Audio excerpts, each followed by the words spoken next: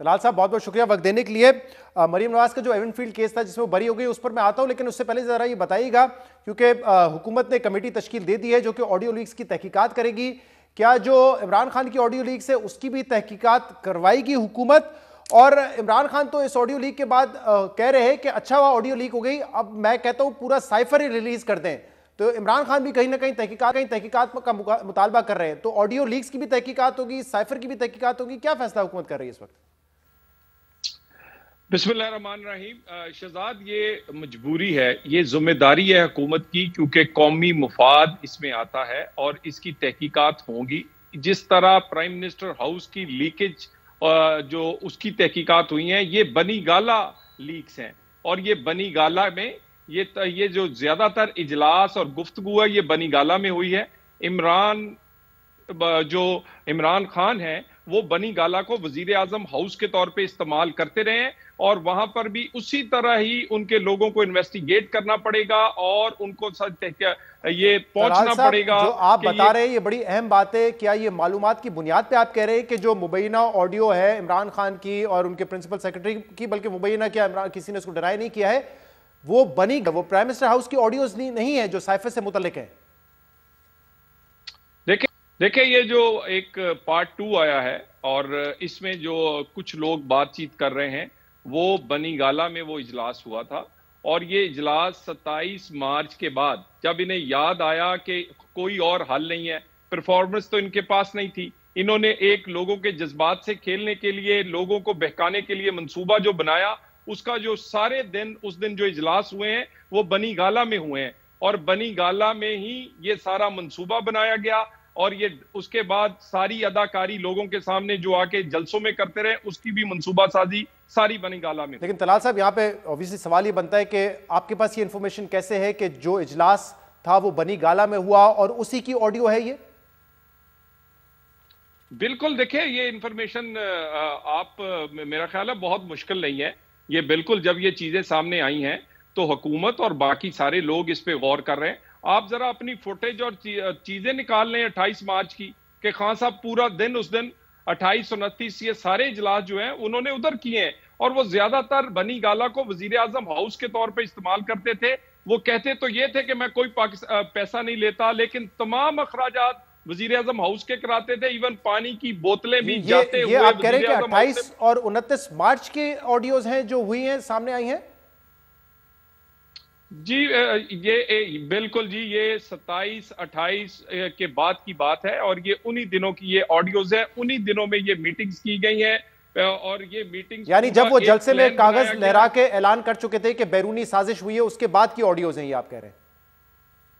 जी जी, उसके बाद फिर प्लान करके उसको सारे का सारा आपको पता है। फिर उसके बाद इन्होंने ये एक मीटिंग्स की, उसके बाद सिक्योरिटी काउंसिल की मीटिंग की। तो ये सारी चीजें इन्होंने प्लान करके की, क्योंकि ये प्लान के तहत वो तमाम मिनट्स ऑफ द मीटिंग जो है वो बनाए गए, और उनको क्या कहते हैं, टेम्पर किया गया मिनट्स को। ये तमाम चीजें बनी गाला में हुई, और ये तमाम चीजें जो है कौमी मुफाद के साथ लिंक्ड है, और इसको हर सूरत यहाँ तक तो आपकी बात दुरुस्त है, क्योंकि जो मिनट्स हम साफियों को दिखाए गए थे उनमें मैं भी शामिल था, वो भी 27 के बाद थे। 28 या 29 तारीख की ही वो मिनट्स हमें दिखाए गए थे। लेकिन इमरान खान साहब ये भी कह रहे हैं कि ये प्राइम मिनिस्टर ऑफिस से लीक हुई है। जब पहला इसका पार्ट आया, आपको भी काफी तफसीलात है इस बारे में कि कहाँ की ऑडियोज हैं और किन तारीख की है। तो क्या वाकई कोई हुकूमत का इसमें हाथ है लीक करने में इन ऑडियोज को? देखिए, बनी गाला में होने वाली गुफ्तगू का हुकूमत का क्या कंट्रोल हो सकता है, और उस वक्त तो हमारी नहीं थी। यानी हीरो की गुफ्तगू भी वहां से लीक हुई, गद्दार बनाने की गुफ्तगू भी वहां से लीक हुई, उसके बाद ये मुल्क और लोगों को बेवकूफ या बरगलाने की गुफ्तगू और इस साइफर के बारे में ड्रामा बनाकर उसमें अदाकारी भरने की गुफ्तगू रिलीज। ये बनी गाला जो एक लीक्स हैं, और ये बनी गाला में इस तरह के काम हुए हैं जो कि मुल्क की मुफाद को जिन्होंने हिट किया है। और वहां से ही आपने देखे बगावत का ऐलान किया था शहबाज गिल ने, उन्हीं की लैंडलाइन से। सो बनी गाला एक हेडक्वार्टर है पाकिस्तान को डिस्टेबलाइज करने के लिए और पाकिस्तान के कौमी मुफाद से खेलने के लिए। सही। तलाल साहब, अब ये दूसरा मामला है, कल मरीम नवाज की बरियत हो गई एवनफील्ड केस में। मरीम नवाज ने पिछले साल नवंबर में ये कहा था कि जो केसेस है उनको अंडू करना पड़ेगा, नवाज शरीफ की जो सजा है उसको अंडू करना पड़ेगा, इसके अलावा कोई ऑप्शन है नहीं। तो आपको लगता है कि जो एक सारा पॉलिटिकल मैनेजमेंट का मामला था अब उसको रिवर्स करने का सिलसिला शुरू हो चुका है? और क्या आपको उम्मीद है कि नवाज शरीफ भी इस केस में बरी होंगे और जल्द वापसी के इम्कान हैं उनके? देखिए, सबसे पहली बात तो यह है कि मुझे कौन लुटाएगा ये 5 साल, और इन 5 सालों में जो मरियम नवाज ने कई 100 वहां पर पेशियां भुगती, उसके बाद वो काल कोठरी में मौत की चक्की में रही, वहां पर उनके साथ जो ज्यादतियां की गई वो नैब की कस्टडी में रही और आखिर में निकला कुछ भी नहीं।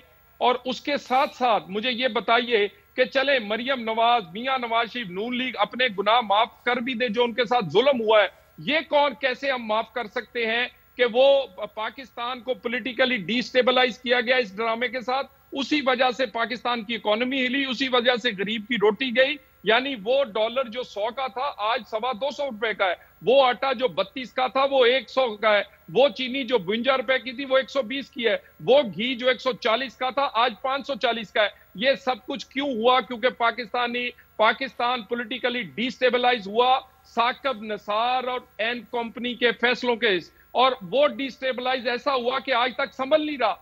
तो ये तलात साहब, इसका जिम्मेदार कौन है? क्योंकि जब इमरान खान हुकूमत में नहीं थे उस वक्त नवाज शरीफ और मरियम नवाज साहबा पर केस चला था और सजा भी इलेक्शन से पहले हुई थी, तो कौन जिम्मेदार है फिर इसका?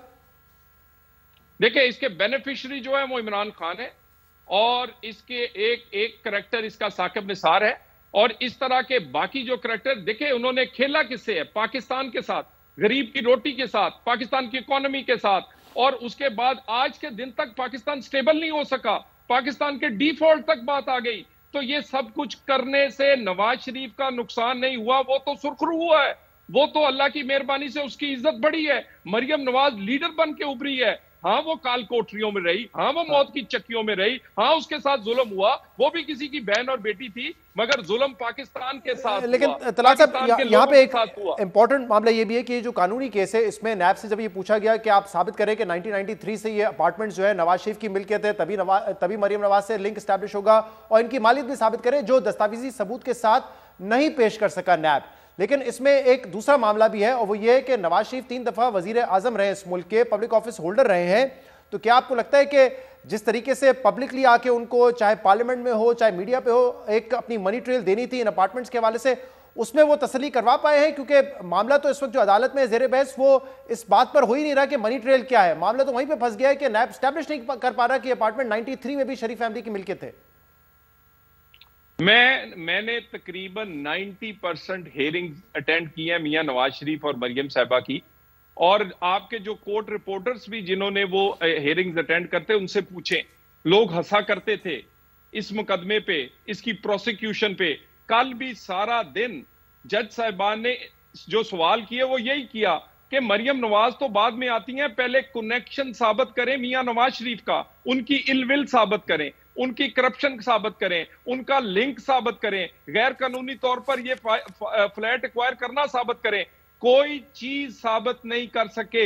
और ये जो आप कह रहे हैं कि रिलीफ है, ये रिलीफ कल जो इसलिए मिला है क्योंकि नैब इमरान खान की हुकूमत में इमरान के अपने नामजद करदा जो वकील थे, जो प्रोसिक्यूटर थे, वो तारीख पर तारीख लेते रहे थे। 6 तारीखें उन्होंने ली थी, नहीं तो इसका फैसला इमरान की हुकूमत में हो जाता। और ये इस केस में वैसे इल्तवा मरियम नवाज साहबा की तरफ से भी कई मरतबा इल्तवा इसमें ली गई है इस केस में, और ये बात दुरुस्त है कि जो भी अपील के फैसले वो जल्दी हो जाना चाहिए। लेकिन मैं ये कह रहा हूं कि जैसे कल एक रिमार्क्स की आप बात करें, तो एक रिमार्क जो जज साहब की तरफ से आया वो ये भी था, आपका केस दुरुस्त हो लेकिन आप केस साबित नहीं कर पा रहे हैं। तो मैं आपसे ये पूछना चाह रहा हूं कि केस बेबुनियाद है, या जो नैब की इस पे इन्वेस्टिगेशन है वो इतनी फ्लॉट थी आपके ख्याल में, जिसकी वजह से सजा हुई मरियम नवाज को?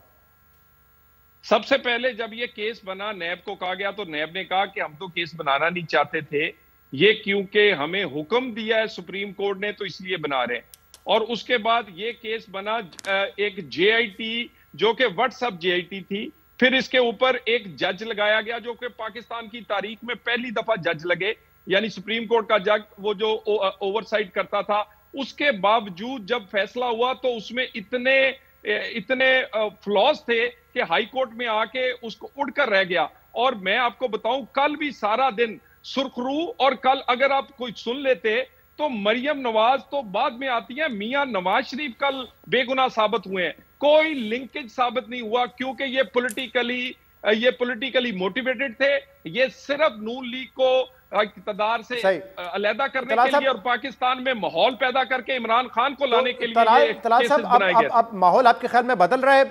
एहसन इकबाल साहब के ऊपर केस था, उसमें वो बरी हो गए, मरीम नवाज साहब बरी हो गई है, इसहाक डार साहब वापस आ गए, उनको अरेस्ट भी नहीं किया गया, उनको जो है कोर्ट ने इजाजत दी कि वो पाकिस्तान आए और अपने मुकदमे का सामना करें।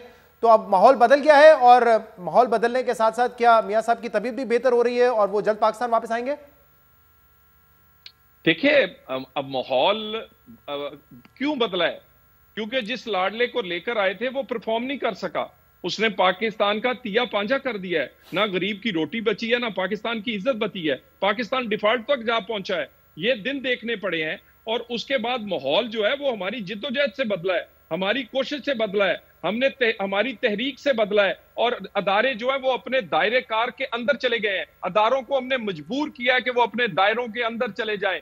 और उसके बाद इसीलिए आज फैसले जो हैं वो किसी दबाव के बगैर हो रहे हैं। आज सरीना के लिफाफे में या किसी जज को वीडियो दिखाकर फैसले नहीं हो रहे, आज दबाव के बगैर हो रहे हैं। सो इन अदारों को अपने दायरे कार में लाने के लिए हमने जिद्दोजहद की, उसके लिए बहुत कुछ पे किया, बहुत सारी कुर्बानियां दी।